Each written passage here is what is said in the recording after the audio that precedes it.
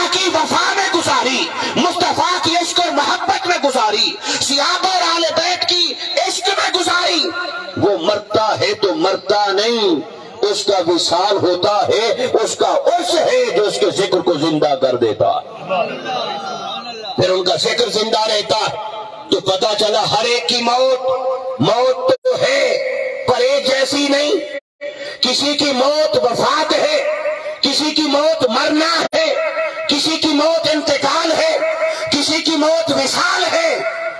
اور پھر جو ہر کوئی دنیا سے گیا، کیا ہر ایک کا عرس ہوتا ہے؟ بولیے، کیا ہر ایک کی برسی ہوتی ہے؟ تو عرس ہر ایک کا کیوں نہیں ہوتا؟ عرس کا معنی ہے شادی۔ اب آپ سے سوچئے کہ کوئی مرنے والا مر گیا ہو اور آپ سارے جمع ہو کر اس کے گھر پہنچے، بھئی کیوں آئے ہو؟ وہ کہے جی ہم شادی پہ آئے ہیں، تو وہاں تو جھگڑا ہوگا۔ وہ کہیں گے ہمارے ہاں مرگ ہے، تم اسے شادی کا نام دے رہے ہو، یہاں تو مرگ ہے، غم ہے، شادی کا نام کیوں دے رہے ہو، اس کا نام کیوں دے رہے ہو؟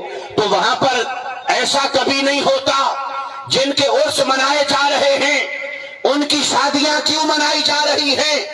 مرا تو ہر کوئی، پر ان کا مرنا وصال کیسے بن گیا؟ دوستو، وصال کہتے ہیں ملاقات کو، وصال ہے وصل سے، وصل کا مطلب ہے محبوب سے ملاقات، محبوب کو پا لینا، محبوب کو حاصل کر لینا۔ تو پتہ کیا چلا؟ کچھ مرتے ہیں تو ہمیشہ کے لیے اس محبوب سے بچھڑ جاتے ہیں، اس محبوب کو منانے کا جتنا موقع تھا زندگی میں وہ گنوا دیا، اس لیے بچھڑے رہے، مر گئے تو بچھڑ گئے۔ کچھ وہ تھے جو زندگی بھر اسے مناتے رہے، کبھی آہوزاری میں، کبھی گریہ وزاری میں، کبھی سجدے میں، کبھی رکوع میں، کبھی ذکر اور اذکار میں، کبھی تلاوت قرآن میں۔ تو جنہوں نے زندگی یوں گزاری کہ وہ رب کو مناتے رہے تو رب ان کے ساتھ مان گیا، اور جنہوں نے رب کو منا لیا قبر میں جاتے ہی ان کا وصال ہو گیا۔ تو جن کا وصال ہو گیا، شادیانے بھی انہی کے بچتے ہیں، عرس بھی انہی کے منائے جاتے ہیں۔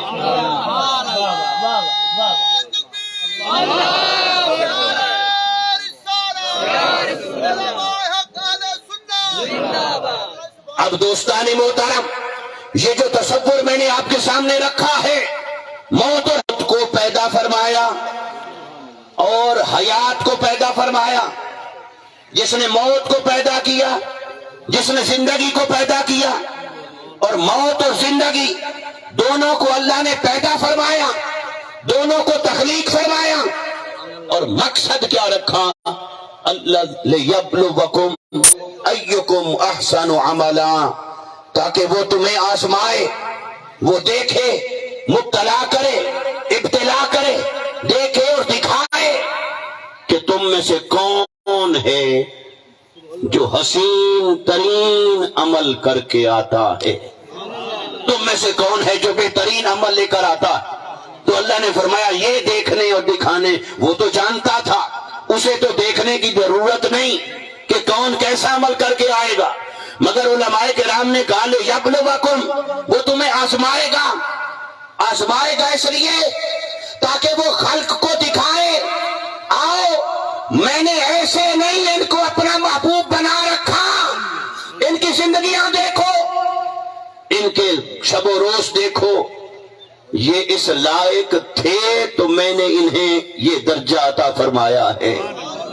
تو وہ دکھاتا ہے خلق خدا کو کہ کھرے اور کھوٹے کو دیکھ لو، جو کھوٹے تھے وہ مر کر مٹی میں مل گئے، جو کھرے تھے ان کے کفن کو بھی مٹی کھا نہ سکی، اسی طرح زندہ و سلامت رہے اور اللہ کو پا لیا۔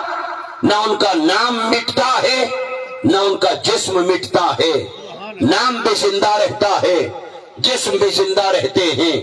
تو اللہ نے فرمایا میں نے موت اور حیات دونوں کو پیدا فرمایا۔ اب یہاں سے دو باتیں آپ کی خدمت میں عرض کرتا ہوں۔ پہلی بات تو یہ پتہ چلی کہ موت بھی مخلوق ہے اور حیات بھی مخلوق ہے۔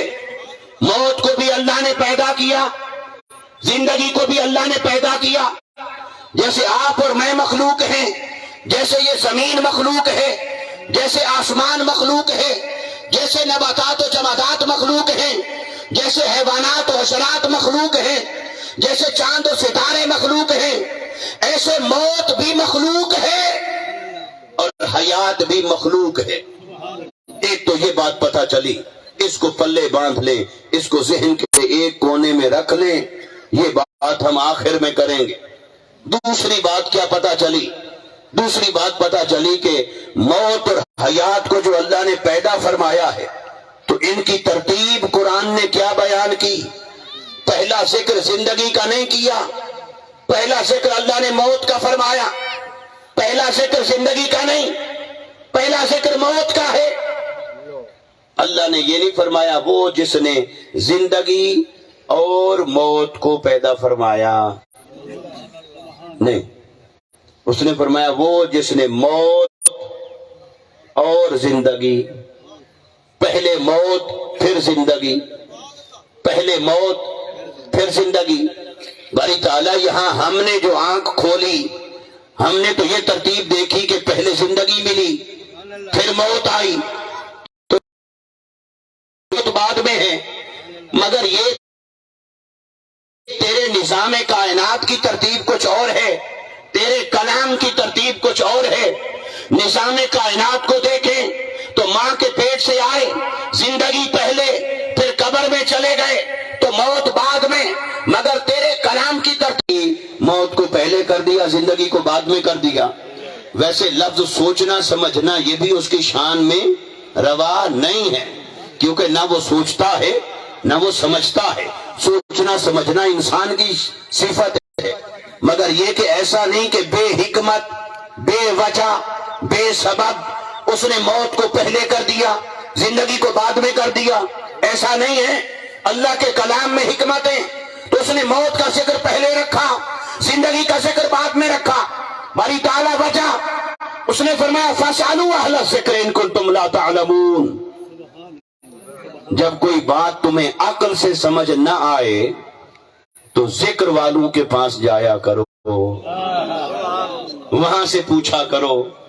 باری تعالیٰ یہ بھیجنا تو چاہیے تھا علم والوں کے پاس، تو نے بھیجا ذکر والوں کے پاس۔ جب کوئی سوال پوچھنا ہو تو کس کے پاس جانا چاہیے؟ علم والے کے پاس۔ پوچھنے کا تعلق تو جاننے سے ہے، علم والے سے ہے، تو سوال تو تھا، پوچھنا ہے کچھ۔ اس نے کہا ذکر والوں کے پاس جاؤ۔ یہ کیا ہے؟ اس نے کہا یہ کہ جو علم ہے وہ رہتا ہے یہاں دماغ میں، عقل میں، اور جو ذکر ہے، ذکر کا معنی ہے یاد، یاد عقل میں نہیں رہتی، یاد دل میں رہتی ہے۔ یاد کا گھر ہے دل اور علم کا گھر ہے عقل۔ علم رہتا ہے عقل میں، یاد اور ذکر رہتا ہے دل میں۔ تو اس نے فرمایا کچھ باتیں وہ ہوتی ہیں جو دماغ میں آتی ہی نہیں، جو فقط دل کا حصہ ہوتی ہیں۔ اس لیے اس نے کہا کچھ باتیں وہ ہوں گی جو عقل والوں کے پاس سے ملیں گی، علم والوں کے پاس ملیں گی، کچھ وہ ہوں گی کہ جو عقل والوں کے پاس نہیں، اہل دل اور اہل ذکر کے پاس ملیں گی۔ اور اللہ کی شان کے بارے میں کسی نے کیا خوبصورت شعر کہا کہ تو دل میں تو آتا ہے سمجھ میں نہیں آتا، بس جان گیا میں تیری پہچان ہی ہے۔ اللہ انسان کے دماغ میں عقل میں نہیں آتا، ہاں دل میں آتا ہے۔ اس نے کہا میں کائنات میں کہیں نہیں سماتا، کائنات چھوٹی ہے، میں بے حساب اور بے حد ہوں، مگر اس نے کہا ہاں میں مومن کے دل میں رہ سکتا ہوں، مومن کے دل میں رہتا ہوں۔ اب اس نے کہا ہے اپنی یاد کے لیے، ذکر کے لیے، اپنے تجلی کے لیے، انوار و تجلیات کے لیے، اس لیے مومن پر لازم ہے دل کو پاک کرے، دل کو صاف کرے، اور دل کی پاکیزگی کا نام تزکیہ ہے۔ تو جس نے دل کو پاک کر لیا تو اس کا جلوہ خود تشریف لے آتا ہے۔